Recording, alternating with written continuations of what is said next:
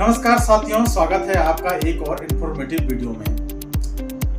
साथियों, कभी ना कभी आपने सेक्स रेशियो या लिंगानुपात के बारे में जरूर सुना होगा। अगर भारत की बात करें तो भारत में तो ये हमेशा से ही चर्चा का मुद्दा रहा है।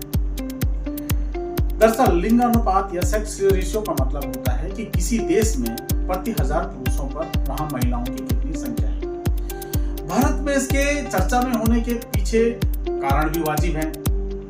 अगर बात करें स्वतंत्र भारत में की गई पहली जनगणना की, यानी कि 1951 की, तो उस समय प्रति 1000 पुरुषों पर हमारे देश में 946 महिलाओं की संख्या थी।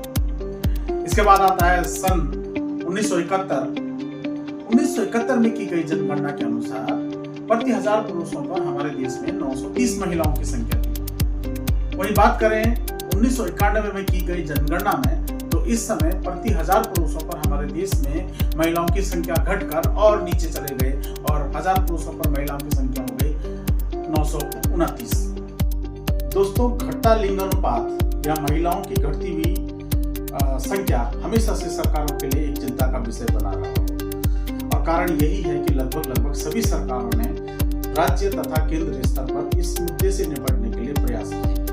चाहे वो बेटी बचाओ बेटी पढ़ाओ अभियान की बात की जाए, या PCPNDT एक्ट 1994 की बात की जाए, pre conception and prenatal detection technique act 1994, या शुभ लक्ष्मी, धन लक्ष्मी और सुकन्या समृद्धि जैसी योजनाओं की बात की जाए। इन सभी योजनाओं का उद्देश्य महिला सशक्तिकरण तथा महिलाओं की घटती हुई संख्या को दूर करना था।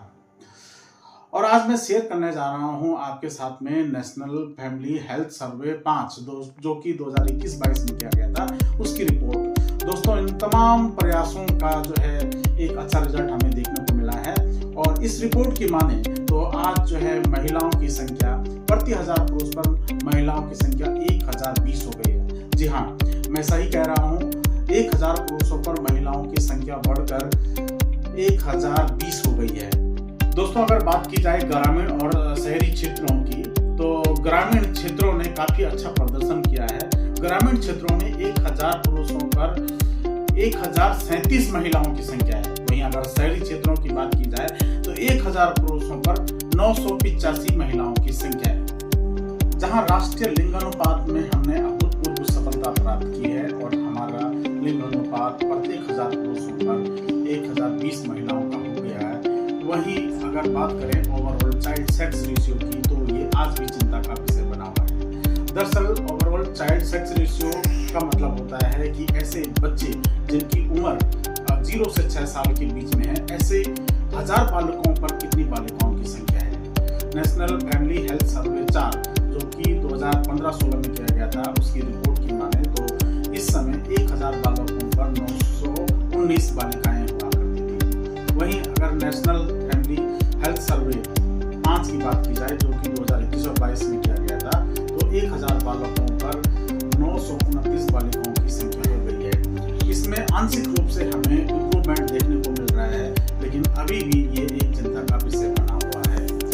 दोस्तों, आपके मन में जिज्ञासा जन्म ले रही होगी कि अगर हमने राष्ट्रीय लिंगानुपात में अप्रत्याशित सफलता प्राप्त की है और हमारा लिंगानुपात 1000 पुरुषों पर 1020 महिलाओं का हो गया है, तो इस सफलता के पीछे कौन कौन से फैक्टर जिम्मेदार हैं। तो मेरा ऐसा व्यक्तिगत रूप में मानना है कि PCPNDT एक्ट 1994, यानी कि pre conception and prenatal detection technique act, जो कि 1994 में आया था, इस कानून ने लोगों के मन में भय पैदा किया और जो सेक्स सेलेक्टिव अबॉर्शन होता था उसको काफी हद तक कंट्रोल किया। दोस्तों, महिला लिंगानुपात में अगर वृद्धि हुई है तो उसमें इस कानून की काफी महत्वपूर्ण भूमिका रही है।